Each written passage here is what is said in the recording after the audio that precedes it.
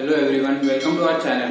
हमने पिछले लेक्चर पे बात की थी क्या कहते हैं रिमाइंडर थ्योरम के बारे में और फैक्टर थ्योरम के बारे में और 2.2 और 2.3 एक्सरसाइज के बारे में। और अब आज हम लोग बात करेंगे फैक्टराइजेशन ऑफ पॉलिनोमियल के बारे में। फैक्टराइजेशन ऑफ पॉलिनोमियल मतलब पॉलिनोमियल्स का फैक्टर किस तरह से निकाला जाएगा उसके बारे में बात करेंगे। तो उसके दो मेथड हैं यहाँ पे आपकी बुक में, एक है फैक्टर थ्योरम और दूसरा है splitting the mid term theorem. Factor theorem वही है जो अभी हम लोग ने इससे पहले वाले लेक्चर में पढ़ा था। फैक्टर थ्योरम जैसे कि मैं आपको एग्जांपल दे रहा हूं फैक्टर थ्योरम का।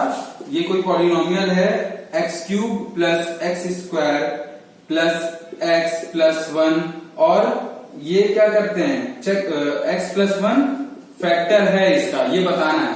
मतलब जब भी आप फैक्टर थ्योरम से करेंगे तो आपको एक टर्म दिया होगा, उसी को बताना होगा कि ये फैक्टर इसका है कि नहीं है।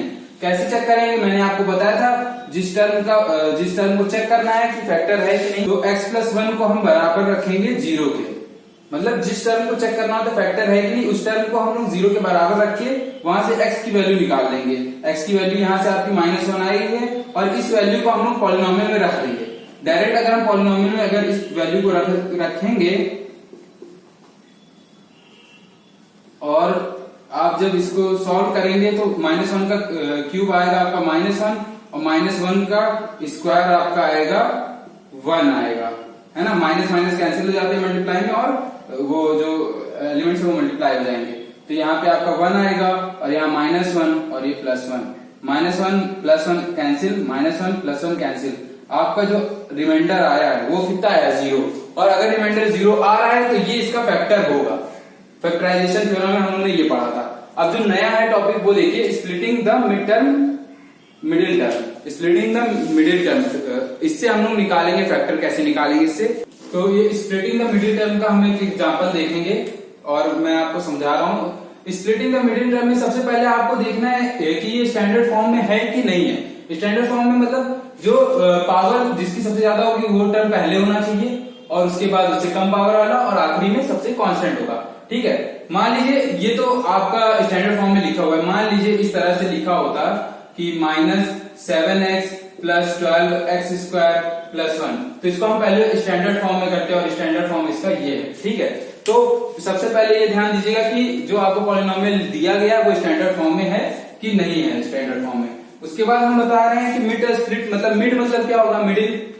स्प्लिटिंग का मिडिल टर्म में आपको सीधे सीधे पता चल रहा होगा कि ये मिडिल टर्म है आपका और इसकी डिग्री अगर 2 है तो इसके 2 फैक्टर निकलेंगे। ठीक है, मतलब कि जो इसका ये मिडिल टर्म है यही स्प्लिट होगा। कैसे स्प्लिट होगा, अब ये देखिए, जो फर्स्ट टर्म होता है और जो लास्ट टर्म होता है इसका हम लोग मल्टीप्लीकेशन करते हैं। मल्टीप्लीकेशन आप करिए, 12 × 1 कितना आएगा आपका 12 आएगा।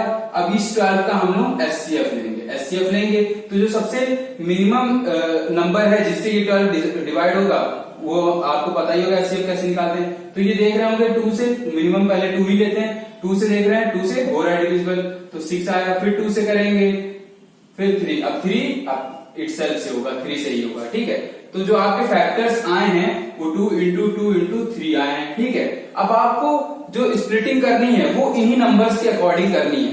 ठीक है, तो और इसमें जो स्प्लिटिंग होगी वो इस साइन के भी अकॉर्डिंग होगी। इन फैक्टर और इस साइन को देखते हुए ही आप स्प्लिटिंग करेंगे। ठीक है, तो आपको देख रहे होंगे ये जो साइन है ये एडिशन का साइन है, मतलब कि इन फैक्टर्स को इस तरह आपको ऐड करना है कि आपको -7 मिले।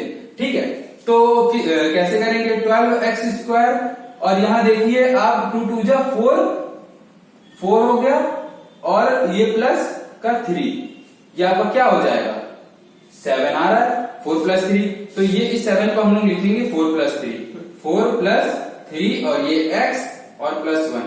ठीक है, अब इस ब्रैकेट को ओपन करेंगे, ब्रैकेट को ओपन कर लीजिए, 12x² माइनस का माइनस अंदर मल्टीप्लीकेशन होगा और x का भी मल्टीप्लीकेशन होगा तो -4 के साथ जाएगा और ये x भी 4 के साथ आएगा, 4x हो जाएगा। माइनस और प्लस का जब मल्टीप्लीकेशन होता है तो माइनस आता है, तो क्या हो जाएगा -3 और ये x आएगा इसके साथ x और +1। ठीक है, ये आपकी स्प्लिटिंग हो गई। अब इन दो टर्म को एक साथ ले लीजिए और इन दोनों टर्म को एक साथ ले लीजिए और देखिए कि इनमें क्या इन दोनों टर्म में क्या कॉमन है और इन दोनों टर्म में क्या कॉमन दिख रहा है आपको। तो यहाँ पहले 12 और 4 में देखेंगे, कोफिशिएंट में देखेंगे क्या कॉमन मिल रहा है। आपको दिख रहा होगा 4 आपको कॉमन मिल रहा है, तो 4 कॉमन ले लिया हमने। और वेरिएबल में देखिए क्या कॉमन मिल रहा है आपको, x कॉमन मिल रहा है, ठीक है।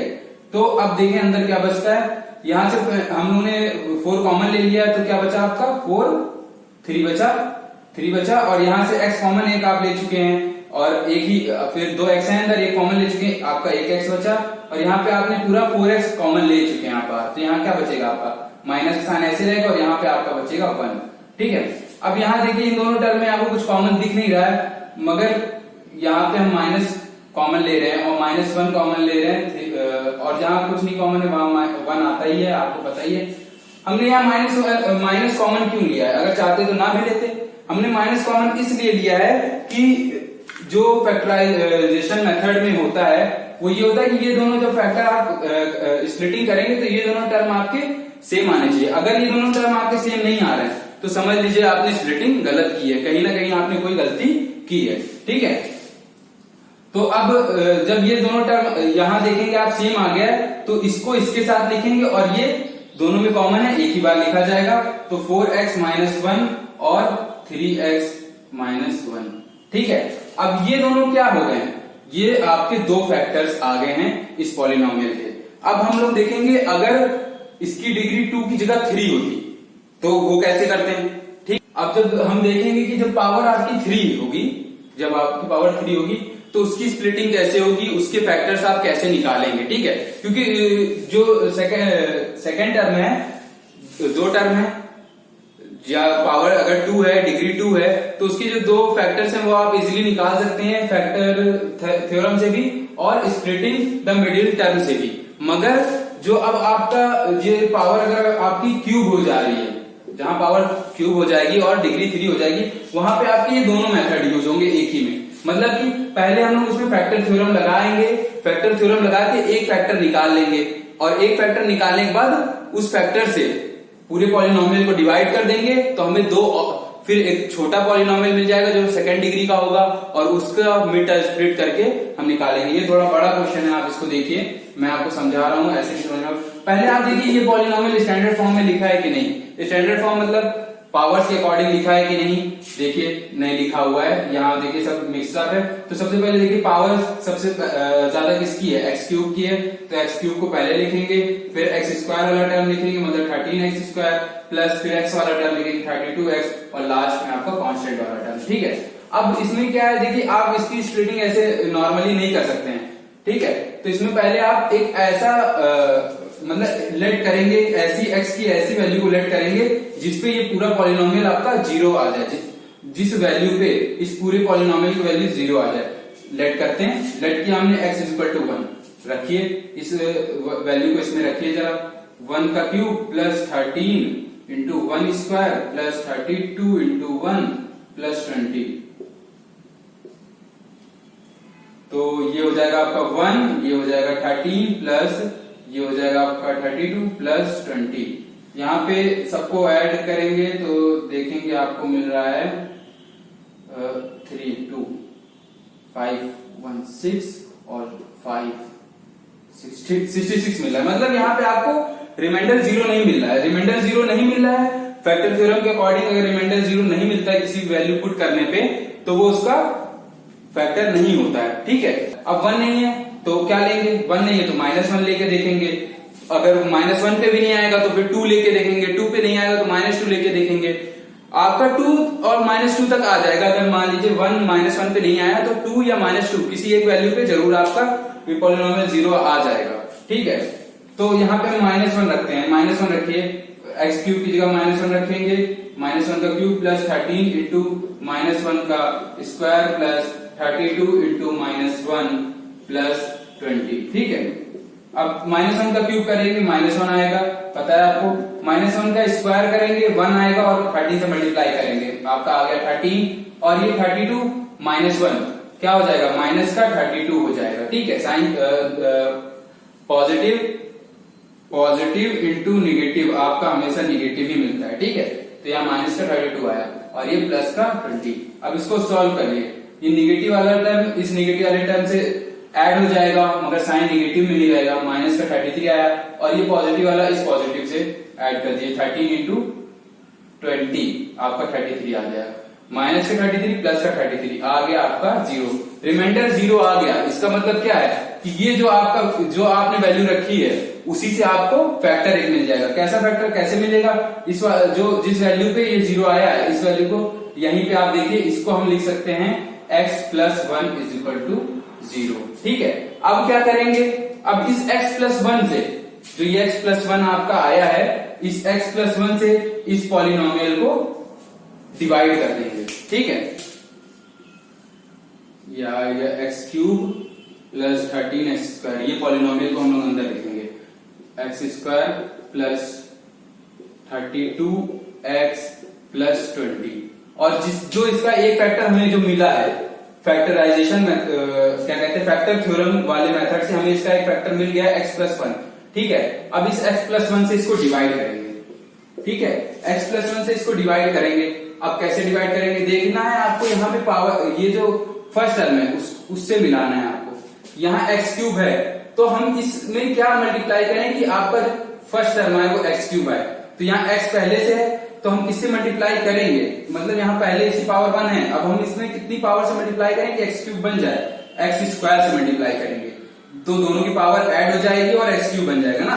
तो यहाँ पे हम x स्क्वायर से डिवाइड करते हैं। अब x स्क्वायर से डिवाइड करिए, इससे मल्टीप्लाई करिए x क्यूब और फिर आएगा प्लस का आपका x स्क्वायर। ठीक है, और यहाँ पे डिवीजन आपको पता ही होगा, यहाँ साइन बदल जाता है, ये टर्म आपका कैंसिल हो जाएगा। ठीक है, 13x स्क्वायर में से एक x स्क्वायर माइनस होगा, आपका बचेगा 12x स्क्वायर। ये पॉजिटिव में रहेगा क्योंकि पॉजिटिव में से पॉजिटिव वाली संख्या ज्यादा है ना। और ये आप 32x को नीचे उतार लीजिए जैसे लिखा है ऊपर, प्लस 32x।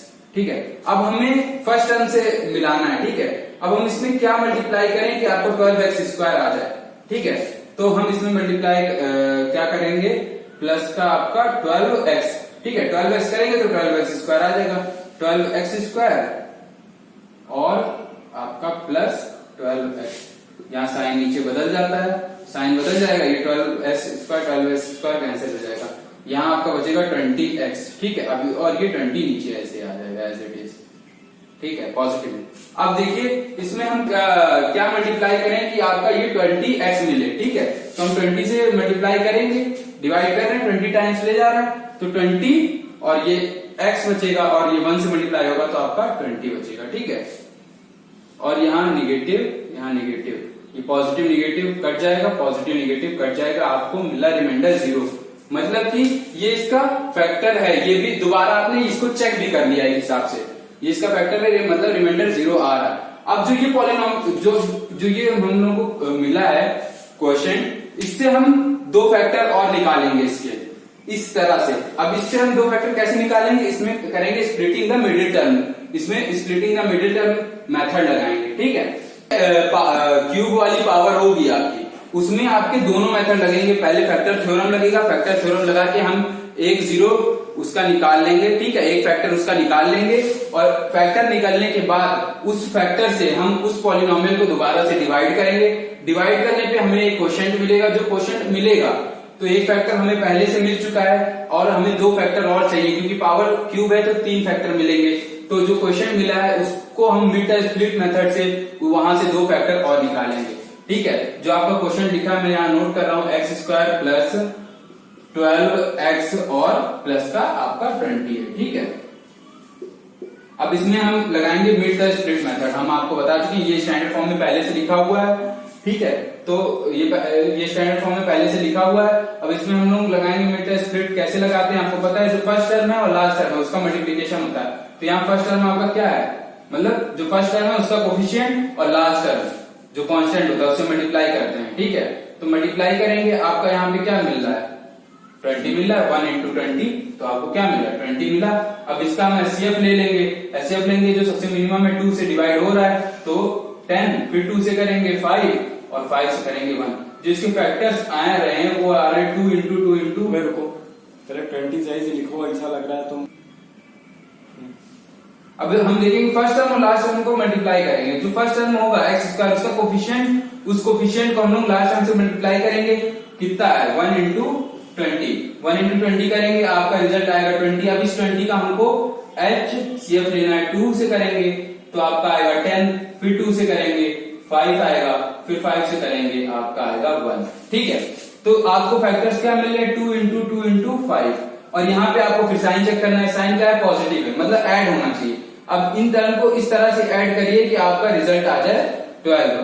तो किस तरह से देखिए 2 इंटू 2 4 प्लस 5 9 आ रहा है, नहीं 4 प्लस 5 आ रहा है, 4 प्लस 5 क्या होगा 9 होगा, मतलब 9 12 नहीं है। तो ये फैक्टर जो हम लोगों ने चूज किया वो सही नहीं है। तो आप देखेंगे क्या करेंगे 2 इंटू 5, 2 इंटू 5 करेंगे आपका 10 आएगा और ये प्लस का 2 लिखेंगे तो कितना आ रहा है आपका 12 आ रहा है। ऐड करने पे 12 आ रहा है तो आपका फैक्टर क्या हो जाएगा 10 प्लस 2, जो स्प्लिटिंग हो जाएगी आपकी वो 10 प्लस 2 हो जाएगी। तो एक्स स्क्वायर प्लस यहाँ पे 10x और प्लस का 2x प्लस का 20। ठीक है, अब जो दो टर्म में ये 20 है आपका। अब दो टर्म्स और दो टर्म्स एक जगह कर लेंगे, इसमें से कॉमन हम लोग चूज कर लेंगे। यहाँ देखिए आपको सिर्फ x कॉमन मिलेगा इन दोनों टर्म्स में। ठीक है, x कॉमन ले लिया, x यहाँ अंदर एक x बचा, इससे कॉमन x लिया तो एक x बचा, और इससे x कॉमन लेंगे तो आपका प्लस का 10 बचेगा। यहाँ आप देख रहे होंगे दोनों में 2 कॉमन है, तो 2 को आप यहाँ से कॉमन कर लीजिए और यहाँ बचेगा x और यहाँ बचेगा 10। अब देखिए ये जो हमारे दोनों टर्म्स आ रहे हैं ये सेम आ रहे हैं, मतलब हमारी स्प्लिटिंग सही है और अब तक हम लोग सही एकदम डायरेक्शन में, सही डायरेक्शन में जा रहे हैं। अब इसको इस तरह लिखेंगे x प्लस 2 और x प्लस 10। हमें देखिए एक फैक्टर तो हम लोग ने फैक्टर थ्योरम से निकाल लिया था और बाकी के ये 2 फैक्टर हम लोग मेटा स्प्लिट से निकाल चुके हैं। ठीक है, तो आपके जो तीनों फैक्टर होंगे वो क्या क्या होंगे, एक होगा x प्लस 1 होगा और एक होगा x प्लस 2 होगा और एक होगा x प्लस 10 होगा। ये तीनों फैक्टर्स होंगे इस पॉलिनोमियल के x cube plus 13x square plus 32x plus 20, जो ये पॉलिनोमियल इसके ये 3 फैक्टर्स हम लोगों ने निकाल लिए। और आप चाहें तो इसे डिवाइड करके चेक कर सकते हैं, आपको रिमाइंडर 0 ही मिलेगा।